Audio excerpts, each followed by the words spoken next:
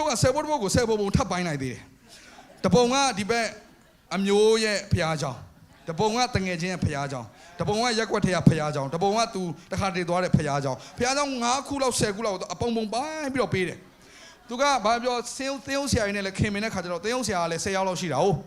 ်ဆိုတော့10ယောက်လောက်အိမ်ကိုလာတဲ့သင်းဆရာအတွက်ကသူက10ဘိုးကတပုံသူကဘာလုပ်နေလဲဆိုတော့ तू ကပြောမှဆို तू ကတမန်တော်လုပ်နေတာတယောက်တည်းသင်းဆရာလည်းသူပဲသင်းသားလည်းသူပဲသူ10ဘိုးလို့လည်းသူပဲခွဲခန့်တယ်ပြီးတော့ तू ပေးနေတာဆိုတော့ကျွန်တော်တို့က10ဘိုးကိုခွဲခန့်မယ်သူတွေမဟုတ်ကျွန်တော်တို့က10ဘိုးကိုပေးရမယ်သူစောတီကလည်း10ဘိုးကိုပေးတယ် come on စူဇန်နာလည်း10ဘိုးကိုပေးတယ်တင်းသူတင်းသားလည်း10ဘိုးကိုပေးတယ်ဘာအတွက်လဲအိမ်တော်အတွက်ဘာကြောင့်ဒီစာရေးထဲမှာဘာရေးထားရသိလားဒီမှာထိုက်10ဘိုးရဲ့အပေါ်မှာခေါင်းစဉ်လေးရှိတယ် building God's house ဘုရားရှင်အိမ်တော်ကိုပြုစုတည်ဆောက်ဖို့ရအလုံးငါရေးထားတယ်ပြီးတော့မှ over and above your tithes 10ဘိုးထက်ပိုပြီးပေးခြင်းနဲ့ဆိုရင်ဆိုတော့တင်းရဲ့ကိုးဖို့တွေကနေစပေးရတော့လားအလူငွေငါဘုရားကြောင့်2ကြိမ်တက်တယ်ဆိုတော့ငါ2ခါပေးမယ်2ကြိမ်တက်ပေးမယ်ငါ1ခါပဲပေးမယ်တင်းဆုံးဖြတ်တင်းကိစ္စဖြစ်သွားပြီဟယ်လို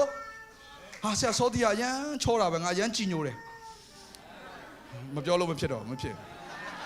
ရမ်းကြည်ညိုတယ်ငါသူ့ကိုလေငါပေးခြင်းတယ်10ဘိုးတို့လာမပေးနဲ့တင်းကြံတဲ့10ဘိုး9ဘိုးတွေကနေတင်းစေနာရှိတော့ယူပြီးတော့နော်ဒီစာရီတန်းမထဲနဲ့မှားမှာဆိုလို့ခြားစာရီထဲထည့်စာရီထဲထည့်လို့မရရင်အိတ်နဲ့ဆွဲလာခဲ့စင်မပြေသေးဘူးဆိုဘန်းနဲ့လွှဲလိုက်ရတယ်ဒါပေမဲ့ဘယ်ထဲကပေးဖို့လို့လဲ10ဘိုး9ဘိုးတွေကပေး10ဘိုးတဘိုးတွေကမပေးနဲ့ come on 10ဘိုးဒီစောတီအတွက်မဟုတ်ဘူးတော့ဘောလားမသိနော်10ဘိုး9ဘိုးတွေကဒီစပြီးလှူဒန်းလို့ရတယ်မိဘမဲ့ကလေးအိုးကျန်းစာကြောင်းအခုအသင်းတော်ဆိုလာတော့မယ်ကျွန်တော်အသင်းတော်အဆောက်အဦမြင်နေရ come on လို့လားပေးအဲ့10ဘိုး9ဘိုးတွေကပေး10ဘိုးတဘိုး Sunday မှာယူလာခဲ့လိုက်အသင်းတော်ပေးပမာဏအများရင်ဖန်ကလွှဲပမာဏအများရင်ပြီးမှသင်းအောင်ဆရာစီမှာသွားပြီးတော့ပေး right ဒီလိုဖြစ်တတ်တယ် right တစ်ခါကျဒီလိုစာရီလေးနဲ့မထည့်ဖို့အဆင်မပြေတတ်ဘူးဒါတော့အားလုံးနဲ့အဆင်ပြေအောင်လုပ်ထားပေးတာဆိုကျွန်တော်ပြောပြမယ်ဒီကျွန်တော်ရဲ့ငွေကြေးတွေကိုမှန်ကန်စွာသုံးစွဲလာပြီဆိုရင်ကောင်းကြီးမင်္ဂလာဆိုတာပြင်ဆင်ထားပြီးသားဖြစ်တယ်လှုပ်ဝက်ချက်တစ်ခုပြောပြမယ်အေဒင်ဥယျာဉ်ထဲမှာအာရန်နဲ့အေဝါဒီကောင်းကြီးမင်္ဂလာကိုလိုက်မရှာဘူးငွေကြေးကိုလိုက်မရှာဘူးစားဖို့လိုက်မရှာဘူးအိုးသူတို့နေဖို့လိုက်မရှာဘူးဖခင်ကအကုန်ပြင်ဆင်ထားတယ်ဖခင်ကဘာပဲလုပ်လဲဆိုတော့အချင်းတို့များပြားစွာမွေးဖွားကြတော့မြေကြီးကိုပြည့်စေ၍နိုင်ကြတော့ပင်လယ်ငါတို့ကိုအုပ်ဆိုးကြတော့ဖခင်ခိုင်းတာကိုသူတို့လုံနေသေးအေဒင်ဥယျာဉ်ဟာသူတို့ရဲ့ blessing ပဲအေဒင်ဥယျာဉ်ဟာသူတို့ရဲ့နေရာပဲတင်းဒီဖခင်ခိုင်းတာလုံနေသေးဖခင်ပြင်ဆင်ထားကောင်းကြီးမင်္ဂလာတင်းပေးတာမှဝင်းရနေမှာပဲတင်းကအဲ့ဒီဖခင်ခိုင်းတဲ့ခေါ်ခြင်းကိုအာယုံမပြုတ်ဘဲနဲ့တင်းဒီ blessing ကိုသွားပြီးတော့အာယုံပြုတ်လိုက်မယ်ဆိုရင်တင်းဒီလူတွေစီကိုရောက်သွားမှာပဲဟုတ်တယ်မလားတင်းကိုအလူငွေများများပေးနိုင်တဲ့လူတွေဆိုတင်းအချိန်များများပို့ပေးတော့မှာပဲဘာကြောင့်လဲတင်း blessing ကိုကြည့်နေတာဖခင်ကိုကြည့်တာမှမဟုတ်တာCome on. Hey, ဒီအသင်းတော်ဒီဖျားရှင်ခိုင်းထားတာရှိတယ်။အဲ့ဒါကိုအာယုံစိုက်တဲ့ခါမှာမြေကွက်နေရဖျားပြင်ထားပြီးသား။မကြခင်သွားကြည့်တော့မယ်။ဘယ်နားမှလဲကျွန်တော်လည်းမသိဘူး။တန်ကြေးဘယ်လောက်ရှိလဲငွေကြေးတို့ဘယ်လောက်တောင်းလဲကျွန်တော်မသိဘူးဒါပေမဲ့သိချတယ်ဒီအသင်းတော်ဒီဖျားခိုင်းထားသမျှကိုအာယုံစိုက်နေတဲ့ကျွန်တော်တို့အတွက်ဖျားရှင်ကိုပဲနေရာရှိတယ်။တာရွေးချယ်ဝန်တော်အရရှိလိမ့်မယ်။အဲ့ဒီခမ်းမထဲမှာခင်းမဲ့ခုံအားလုံးအတွက်ဖျားပို့ပေးမဲ့လူတွေရှိလိမ့်မယ်။ရန်ကုန်မြို့မှာရှိသောလူတွေပြောင်းလဲမယ်ဟာလေလုယာမြန်မာပြည်မှာရှိသောလူတွေပြောင်းလဲမယ်ဒီအသင်းတော်အပြင်ရန်ကုန်မြို့ကောင်းကြီးခံစားမယ်မြန်မာပြည်ကောင်းကြီးခံစားမယ်ဟာလေလုယာဘာကြောင့်လဲဖခင်ခိုင်းထားတဲ့ assignment ကိုအာယုံစိုက်တဲ့အခါမှာကောင်းကြီးမင်္ဂလာဘေးနားမှာဝင်ရန်ထားပြီးသားအာမင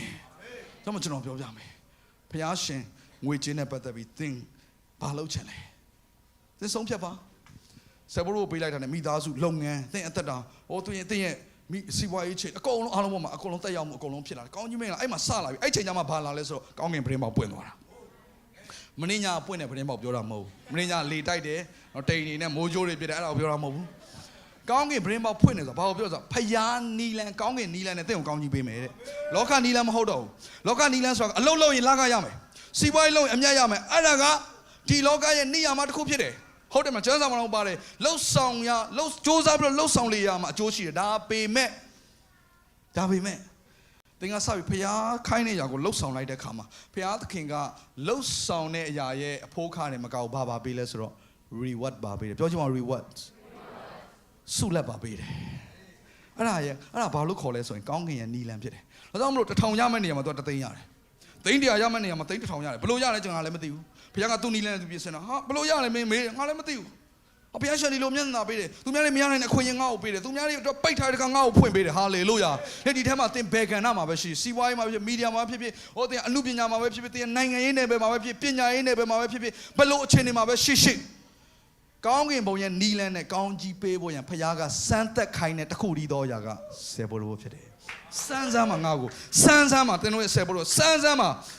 အတိတ်ကပါလေဖခင်ကငါနဲ့ပြင်ကျင်ပြုစမ်းမှာငါမင်းကိုအရန်ကောင်းကြီးပေးခြင်းနဲ့ငါနဲ့ပြင်ကျင်ပြုစမ်းမှာငါမင်းကိုအရန်ကောင်းကြီးပေးခြင်းမင်းမငွေချစ်ပေးတာအဲ့ငွေချစ်ငါ့ကိုပြင်ကျင်ပြုလိုက်စမ်းမှာငါမင်းကိုကောင်းကြီးပေးမယ်လို့ပြောနေတာ